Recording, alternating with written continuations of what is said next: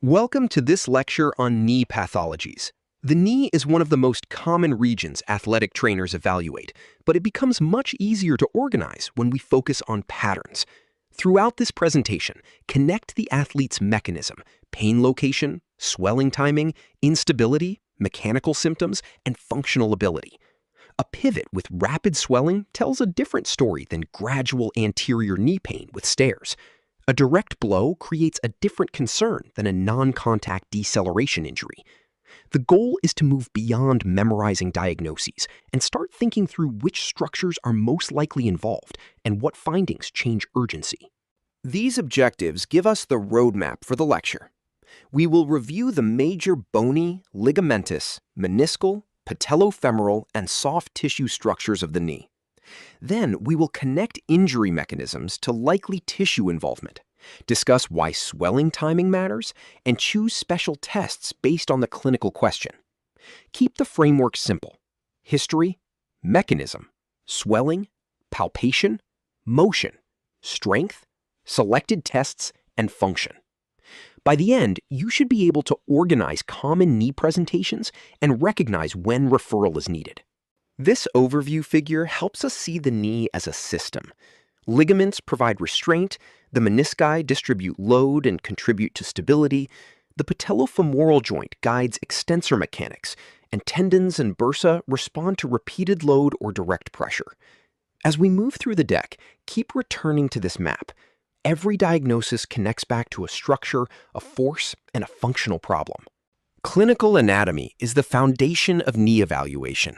Before choosing tests, you need to visualize the femur, tibia, patella, tibiofemoral joint, patellofemoral joint, proximal tibiofibular joint, menisci, major ligaments, bursae, and key tendons.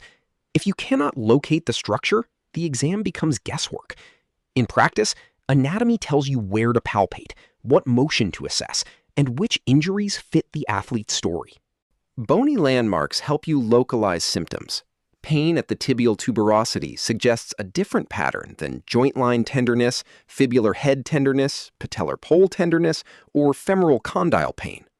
The tibiofemoral joint is where many ligament and meniscal patterns show up. The patellofemoral joint is central to anterior knee pain, tracking, and instability.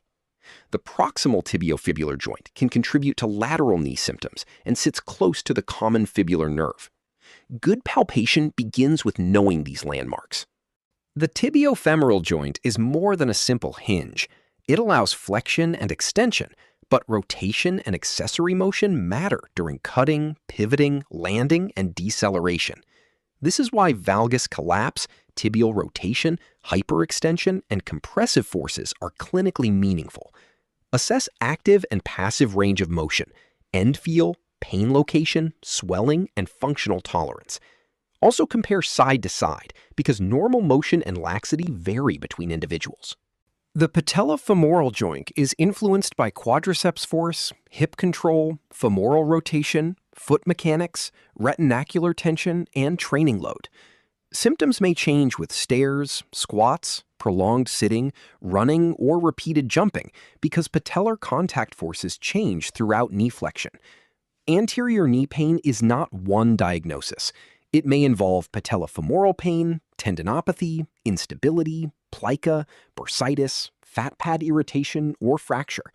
Watch movement, look at the hip and foot, and avoid relying on one test. Ligaments are best understood by the forces they resist.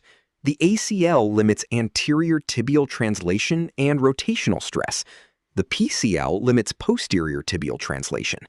The MCL resists valgus stress, while the LCL and posterolateral corner resist varus and external rotation forces. The MPFL helps resist lateral patellar displacement. When you hear the mechanism, visualize the force. That will help you decide which ligament or combination of structures deserves attention. The menisci deepen the tibiofemoral articulation, distribute load, absorb shock, assist lubrication, and contribute to proprioception. The medial meniscus is less mobile and attaches to the MCL, which helps explain combined injury patterns. Meniscal injury often follows twisting, pivoting, deep flexion, or compression with rotation. Joint line pain, delayed swelling, catching, clicking, locking, pain with deep squat, or inability to fully extend should raise suspicion. Bursae, the fat pad, and plica can create symptoms that mimic more familiar knee injuries. Prepatellar bursitis often follows kneeling or direct pressure. Pes anserine irritation causes medial proximal tibial pain. Hoffa fat pad irritation may worsen with hyperextension, prolonged standing, or anterior knee loading. Plica symptoms may include anteromedial pain, snapping, or clicking. Do not miss redness, warmth, fever, drainage, or rapid swelling because infection changes the urgency. This section focuses on building the knee exam. The history should identify prior injury, mechanism, pain location, swelling timing, instability, mechanical symptoms, and participation tolerance. Observation adds information about gait, alignment, effusion, muscle guarding, patellar position, and movement quality. Together, history and observation guide which tests are actually worth performing. Ask questions that change your differential. Did the athlete hear or feel a pop? How quickly did swelling occur? Does the knee give way, lock, or catch? Can the athlete bear weight? Where is the pain? And has this happened before? Previous surgery, recurrent swelling, dislocation history, fracture history, infection risk, and training load all matter. The best subjective exam narrows the clinical path before you ever perform a special test. Mechanism is one of the strongest clues in knee evaluation. Valgus stress may implicate the MCL and possibly the ACL or medial meniscus. Varus stress may involve the LCL or posterolateral corner. A pivot with anterior tibial translation raises concern for ACL injury. A posterior blow to the tibia suggests PCL involvement. Twisting with compression points toward meniscus or chondral injury. Teach yourself to visualize the force, then match the force to the tissue stressed. Swelling timing matters. Rapid intracapsular effusion within a few hours suggests hemarthrosis and increases concern for ACL tear, patellar dislocation, osteochondral injury, or fracture. Delayed swelling over 24 hours may fit meniscal or synovial irritation. Localized swelling outside the joint may point toward bursitis, contusion, tendon irritation, or soft tissue trauma. Ask when the swelling appeared, where it is located, and whether it is limiting quadriceps activation. Observation should include standing alignment, patellar position, swelling, bruising, gait, squat, step down, stairs, and single leg control when safe. Functional inspection reveals patterns that supine testing misses. Look for dynamic valgus, foot posture, genu valgum, genu verum, genu recurvatum, guarding, asymmetry, and confidence. If fracture, severe instability, or major acute injury is suspected, do not push high-level movement. Movement gives valuable information, but safety comes first. Special tests should be chosen with purpose. If ACL injury is suspected, Lockman and anterior drawer may help assess anterior translation and endpoint. If PCL injury is suspected, check posterior sag before drawer testing. Valgus and varus stress testing help assess collateral ligaments. Meniscal tests, such as joint line tenderness, McMurray, Thessaly, or deep squat, are interpreted alongside the history. Patellar apprehension and tracking observation help with instability. No single test should replace the whole clinical picture. This section focuses on ligament and meniscal pathologies. These conditions often involve mechanism-specific forces, instability, swelling, joint line pain, or mechanical symptoms. The task is to compare the athlete's story with the exam findings and decide whether the condition is safe for conservative management or needs referral. ACL injury often occurs with non-contact pivoting, cutting, deceleration, awkward landing, valgus collapse, rotation, or contact trauma. A pop, rapid effusion, giving way, and inability to continue are major historical clues. Exam may show limited motion, swelling, quadriceps inhibition, and a positive Lockman, anterior drawer, or pivot shift. Associated injuries can include meniscus tear, MCL injury, bone bruising, chondral injury, or patellar dislocation. When suspicion is high, protect the athlete, restrict activity, and refer for appropriate evaluation. PCL injury classically occurs with posterior force to the tibia, a fall on a flexed knee, dashboard-type trauma, or hyperflexion and hyperextension mechanisms. Symptoms may include posterior knee pain, swelling, difficulty with stairs or deceleration, and instability. Check posterior sag before anterior draw testing because a sagging tibia can make the exam misleading. Posterior draw and quadriceps active testing may also help. Management depends on grade, combined injury, symptoms, and functional instability. MCL sprains usually involve valgus stress from contact or a non-contact collapse with the knee slightly flexed.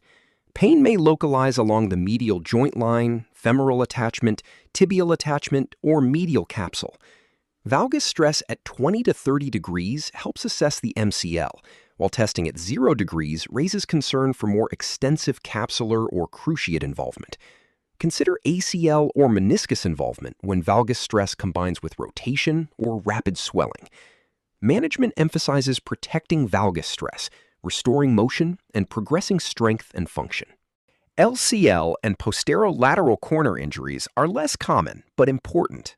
Varus stress, hyperextension, external rotation, or high-energy trauma can involve these structures. Symptoms may include lateral knee pain, instability, difficulty cutting, or varus thrust during gait. Exam may include varus stress testing, dial test, recurvatum testing, posterolateral drawer, and neurovascular screening. Always screen common fibular nerve symptoms with lateral knee trauma or fibular head involvement. Combined injury suspicion should prompt referral. Meniscal tears often follow twisting, pivoting, loaded rotation, deep squatting, or repetitive degeneration. Symptoms may include joint line pain, swelling, catching, clicking, locking, pain with squat, or inability to fully extend. A true locked knee is a referral concern because it may indicate a displaced tear, such as a bucket handle tear. Tests like McMurray, Thessaly, Apley, and joint line tenderness are most useful when combined with mechanism, symptoms, swelling pattern, and functional limitations. This section shifts to patellofemoral pathologies, including anterior knee pain and instability. These presentations often involve load, alignment, hip control, quadriceps capacity, training volume, and movement mechanics. The history may be gradual rather than traumatic, but symptoms can still limit sport, stairs, squatting, running, and daily activity. Patellofemoral pain usually presents as retropatellar or peripatellar pain that worsens with loaded knee flexion. Common aggravators include squatting, stair descent, running, jumping, hills, and prolonged sitting. Contributing factors may include training errors, hip and knee strength deficits, dynamic valgus, patellar tracking, mobility limitations, and foot mechanics. Diagnosis is clinical and requires ruling out other anterior knee conditions. Management commonly emphasizes education, load management, and progressive hip and knee exercise therapy. Patellar instability often involves lateral displacement, usually with valgus, rotation, or eccentric quadriceps loading. The athlete may report that the patella went out, shifted, or visibly deformed. Swelling, apprehension, medial tenderness, and limited motion may follow. Risk factors include trochlear dysplasia, patella alta, increased Q angle, ligamentous laxity, previous instability, and poor dynamic control. Referral is important after first-time dislocation, recurrent instability, large effusion, suspected fracture, or loose body symptoms. Patellar tendinopathy is load-related pain in the extensor mechanism, most often near the inferior pole of the patella or proximal patellar tendon. It is common in jumping, sprinting, cutting, lifting, and sports with repeated high tendon load. Symptoms may warm up early, then return when load exceeds capacity. The exam includes palpation, resisted knee extension, declined squat or loading tests, strength assessment, and training history. Rehab requires education, load modification, progressive tendon loading, and attention to kinetic chain deficits. Osgood-Schlatter disease and Sinding-Larsen-Johansson disease are traction apophysitis conditions in younger athletes. Osgood-Schlatter affects the tibial tuberosity, while Sinding-Larsen-Johansson affects the inferior patellar pole. Symptoms often worsen with running, jumping, kneeling, stairs, squatting, rapid growth, or sudden training load increases.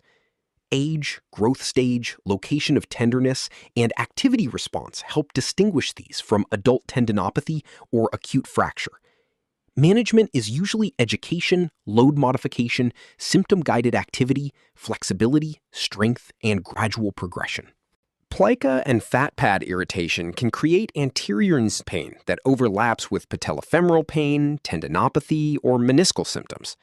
Plica syndrome may cause anteromedial pain, snapping, clicking, or symptoms through a specific range. Fat pad impingement often worsens with hyperextension, prolonged standing, jumping, or squatting. Use symptom location, movement observation, palpation, and selective testing to narrow the differential. Management focuses on reducing irritating positions, restoring motion and control, and referring if symptoms persist or the diagnosis is unclear. Knee bursitis often follows kneeling, direct trauma, friction, repetitive pressure, or infection. Prepatellar bursitis presents over the patella, while pes anserine irritation appears near the medial proximal tibia. Infrapatellar and suprapatellar bursae can also become irritated, depending on load and location. The most important safety issue is infection. Warmth, redness, fever, drainage, open wounds, rapid progression, or immune compromise should prompt referral rather than routine treatment. This section is about high concern knee conditions: fracture, osteochondral injury, extensor mechanism rupture, neurovascular compromise, locked knee, or inability to bear weight should not be treated like routine soreness. Red flags change the plan. The priority becomes protection, immobilization when appropriate, activity restriction, documentation, and referral. Osteochondral injuries involve articular cartilage and underlying bone. They may follow trauma, patellar dislocation, or repetitive joint loading. Symptoms can include pain, swelling, catching, locking, giving way, or recurrent effusion. Osteochondritis dissecans is more common in adolescents and may present with vague pain, swelling, or mechanical symptoms. Mechanical symptoms plus swelling should raise concern.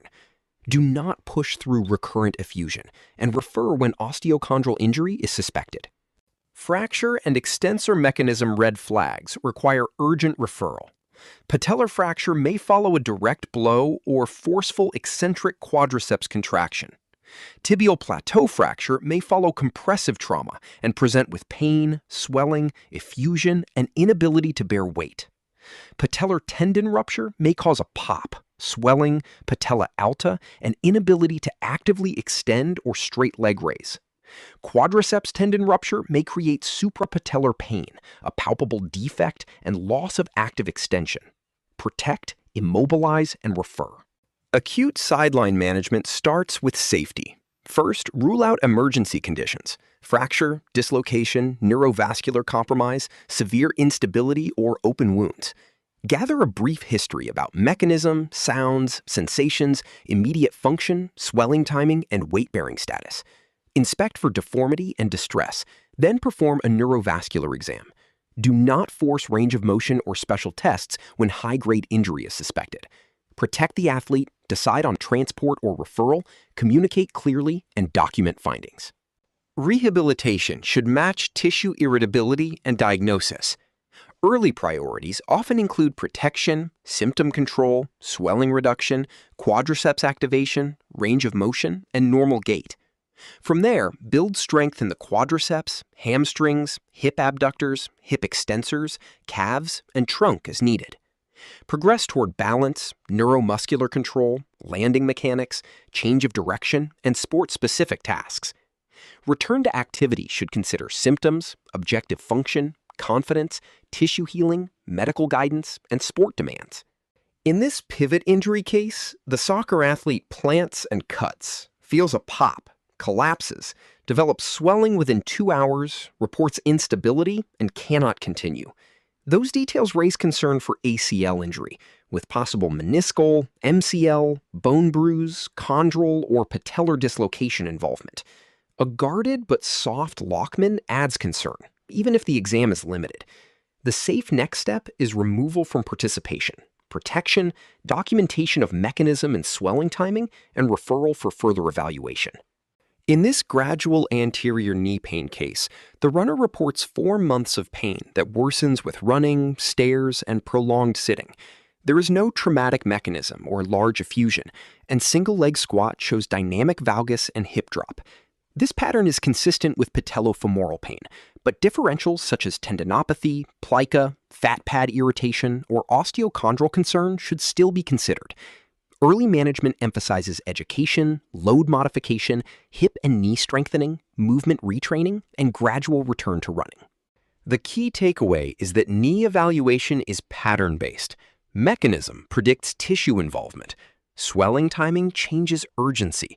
Function completes the picture. Special tests matter, but they should refine clinical reasoning rather than replace it.